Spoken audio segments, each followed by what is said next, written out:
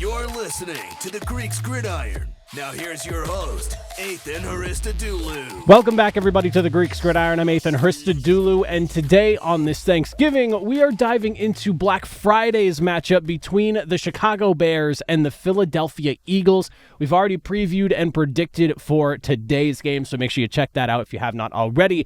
But comment down below. Let me hear from you. Thoughts, opinions on tomorrow's matchup between the Chicago Bears and those Eagles. Who is coming out?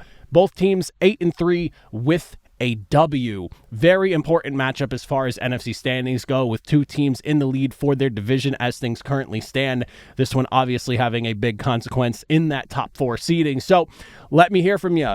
That being said, we'll dive right in. And the first thing I'm looking at here between these two teams, ball protection and the ability to force a mistake. We have two of the best in the NFL at what they do in those two conversations there, with the Chicago Bears being the most aggressive defense in the NFL, leading the league with 24 total takeaways on the season.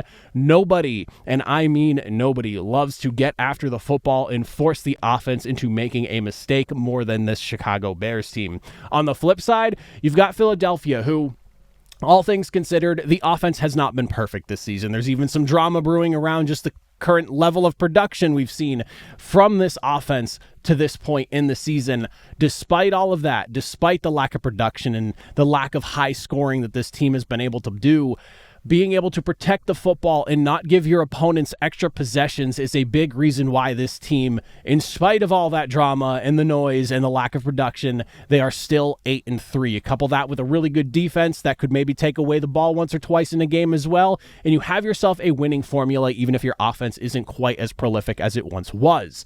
That being said, you look at Chicago and the way this defense lines up, there are some concerns to be had with it, though. I mean, the injury bug has been crazy with Chicago, and despite that, they've still been as aggressive as they have been able to be and just forcing turnovers like at an insane rate. Kyler Gordon and Jalen Johnson appear to be a go for this Friday as of me recording this early Thursday morning.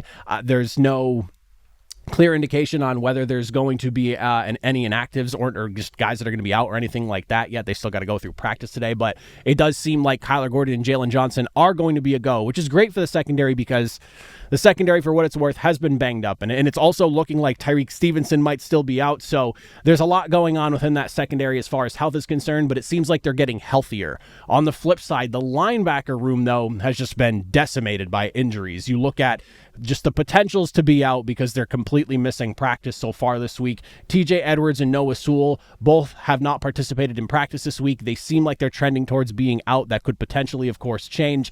There's, of course, even some of the depth guys. I believe it was Tremaine Edmonds who got put on the IR last week as well. So you're healthy in some spots, you're not so healthy in other spots, and I am a little bit concerned going up against an Eagles team that hasn't had a ton of success running but loves to try and run the football if the opportunity presents itself.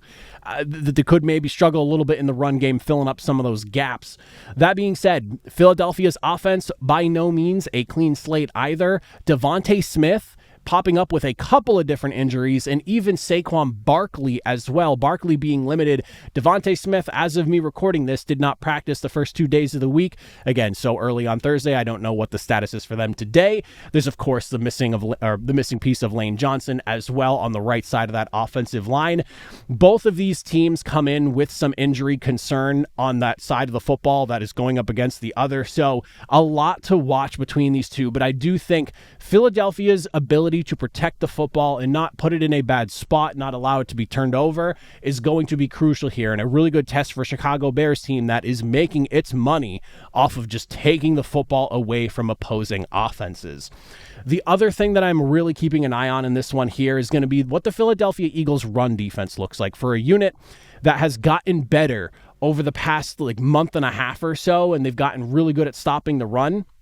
You have a Chicago Bears team that I think a large reason on top of why they are 8-3, not just the defense and the takeaways, but as Ben Johnson has ingrained his system into Chicago and these players continue to learn and grow on the offensive side of the football, I think Caleb Williams himself will even agree with this. He has been a huge beneficiary of what they've been able to do on the ground this season. You go back to just week 6 here and take a look at just a wide view of how this run game has looked. You have games of 145 yards, 222 yards, 283 yards, 171, and 140 total yards rushing as a team. You sprinkle in a couple of games where you were sub 100 yards rushing as a team, but for the most part, you have been decimating teams on the ground, and a lot of that, of course, has to do with the combo of DeAndre Swift and Kyle Monangai even stepping up and looking really good out of the backfield.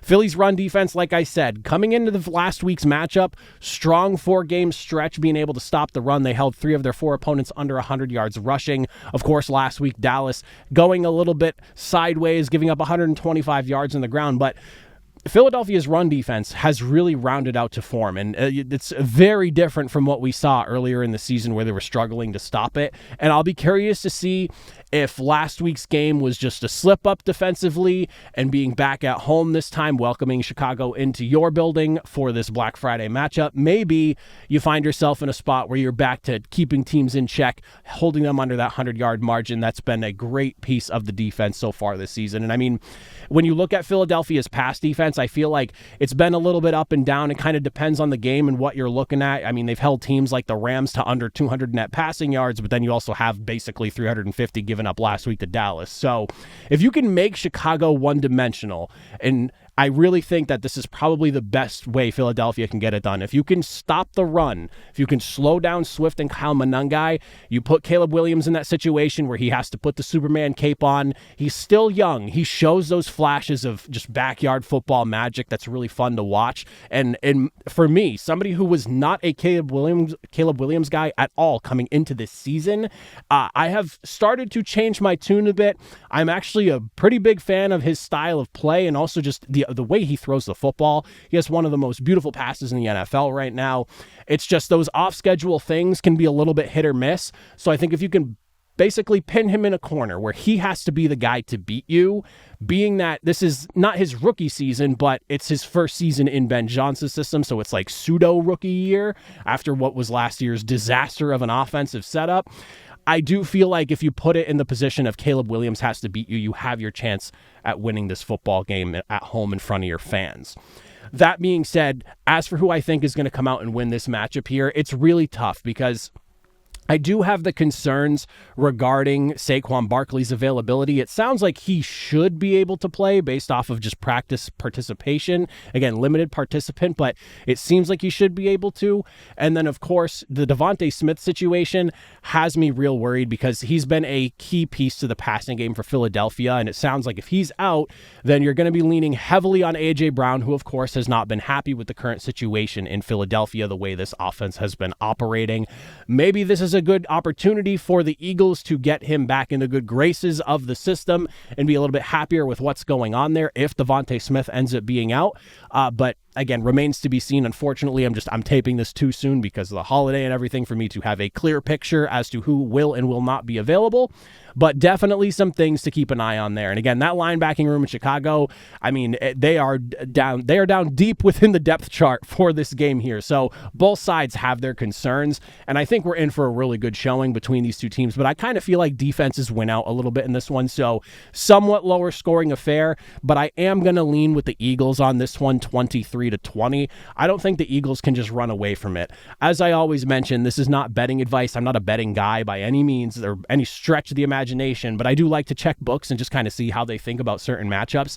And to see the Eagles at -7 on this one, considering the way their offense has looked and the amount of extra possessions that this defense in Chicago buys their offense, I have a hard time believing Philadelphia runs away with the game by any stretch of the imagination. So I think it's tight. I think the Eagles really have to earn this one, but being in Philadelphia makes me feel a little bit better about things. And ultimately, while I do feel like it might be no Devontae Smith, you still have A.J. Brown, you still have Dallas Goedert, you still have some good depth in the wide receiver room, and of course, I do think Saquon Barkley, even if he's maybe not 100%, if he's there at like 90% or so, you're still better off than without. So I'll take the Eagles, but a good contest, tight contest. Bears absolutely make the Eagles earn this one in an exciting, lower scoring affair. But those are my thoughts, my opinions on this Black Friday matchup. Comment down below. Again, let me hear from you. Thoughts, opinions, who's going to win and why. But make sure you are subscribed so you don't miss out. We'll be previewing all of Sunday's matchups on Friday. And then, of course, we'll have the Monday Night Football preview on Sunday for you as well. So make sure you're subscribed so you do not miss. But until next time, have a good one.